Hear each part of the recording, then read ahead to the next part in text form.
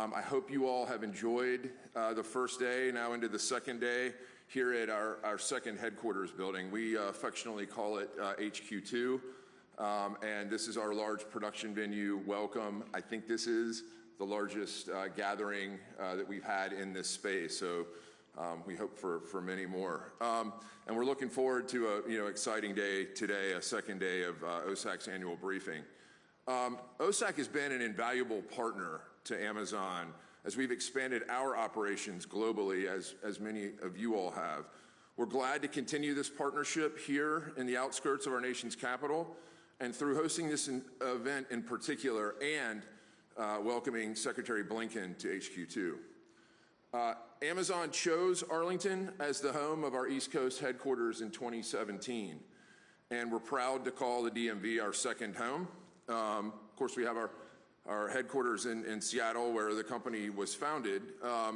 This building you're in here is part of what we call Metropolitan Park, and it's the first phase of our HQ2 expansion.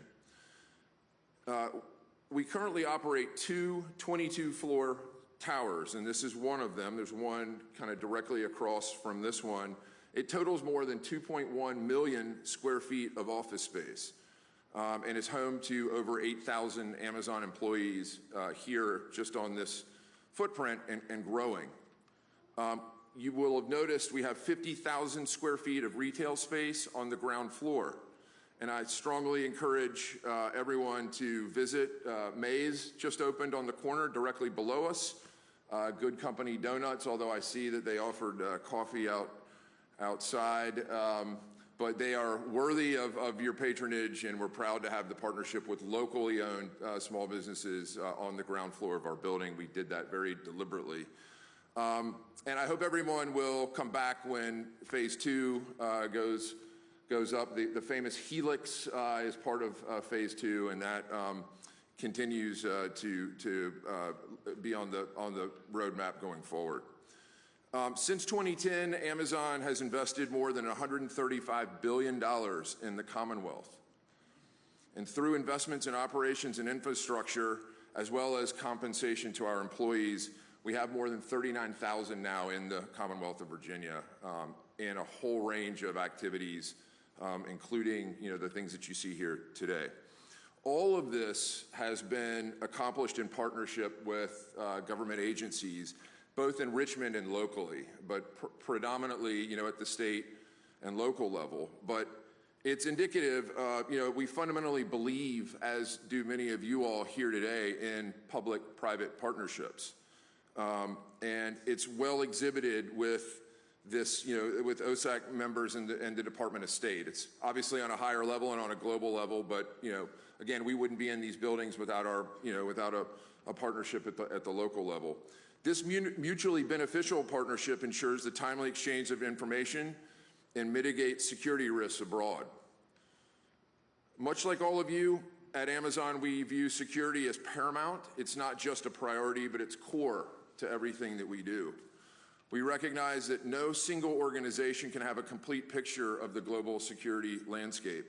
That's why partnerships like OSAC are so critical.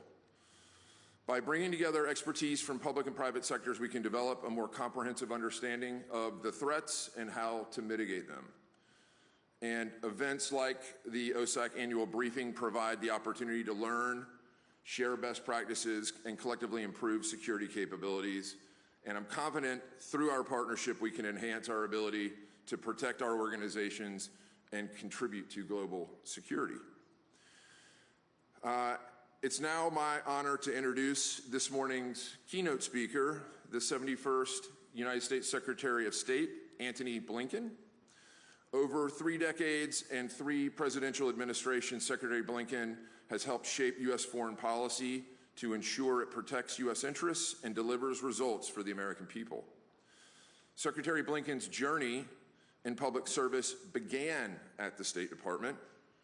Fast forward to today, Secretary Blinken leads the very institution where he started his career, guiding it through some of the most complex challenges of our time. For companies like Amazon and indeed all of our businesses, the State Department, under Secretary Blinken's leadership, has been an invaluable ally. By championing U.S. technology leadership and digital cooperation with our partners, he has opened doors and created opportunities that will benefit U.S. innovators for years to come. We're grateful for the Secretary's time today, especially given, I think, you all have seen his travel schedule. I was kidding with him earlier that he came from the Amazon to Amazon. Seemed to enjoy that. He said he was primed to be here, and I said, touche. And so, yeah, can't make these things up. Without further delay, please join me in welcoming to the stage Secretary of State Antony Blinken.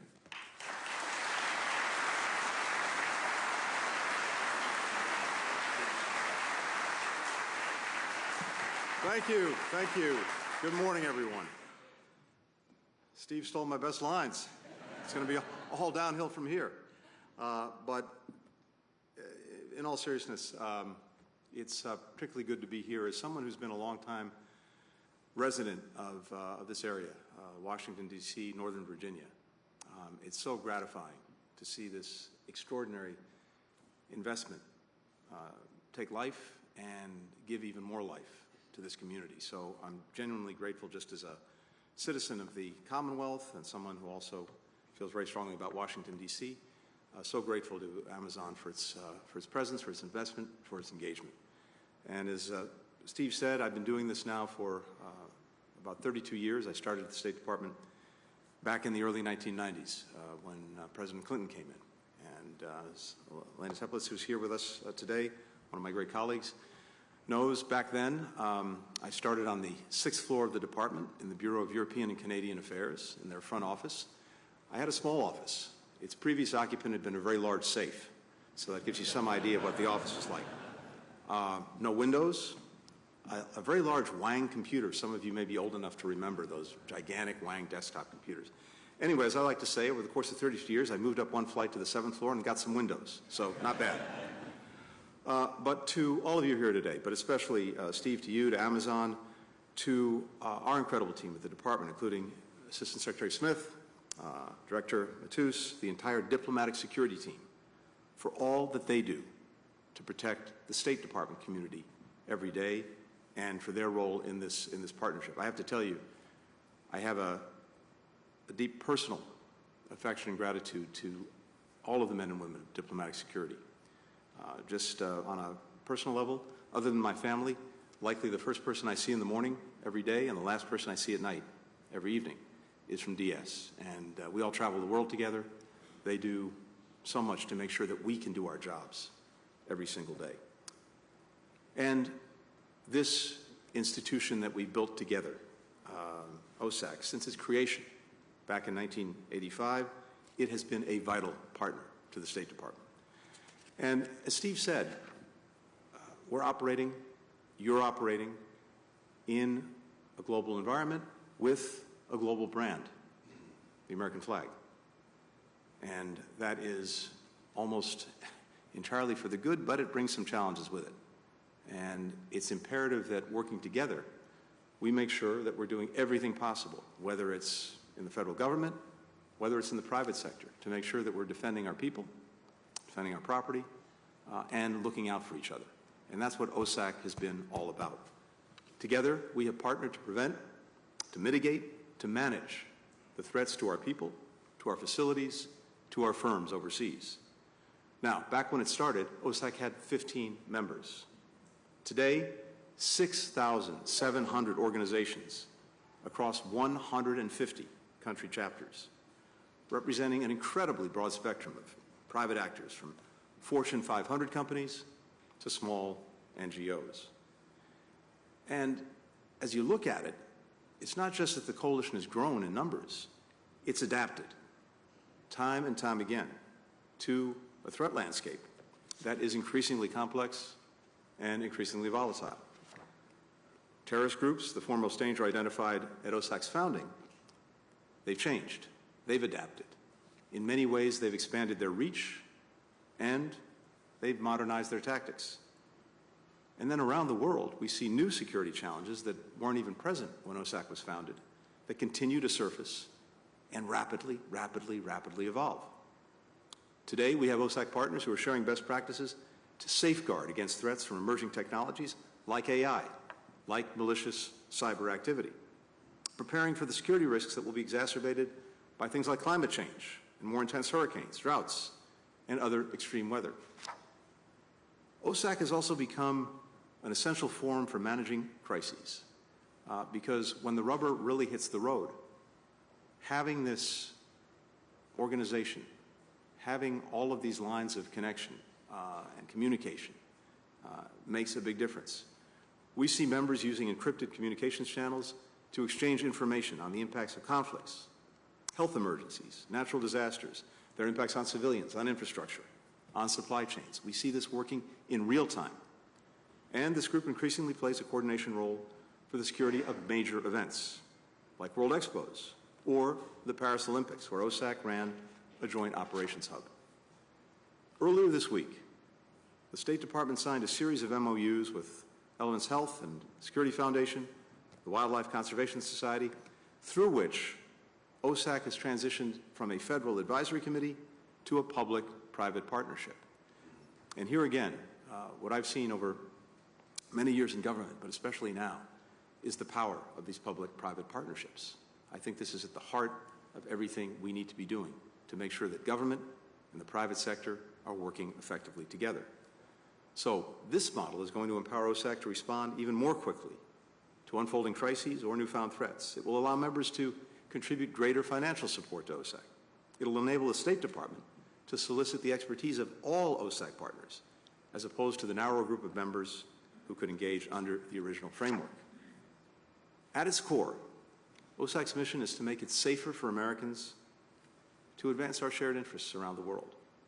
Because a world where our fellow citizens can safely travel, safely work, safely trade, safely study, safely live is a better world for our people, a better world for our workers, for enterprises, and I would argue a better world for people everywhere.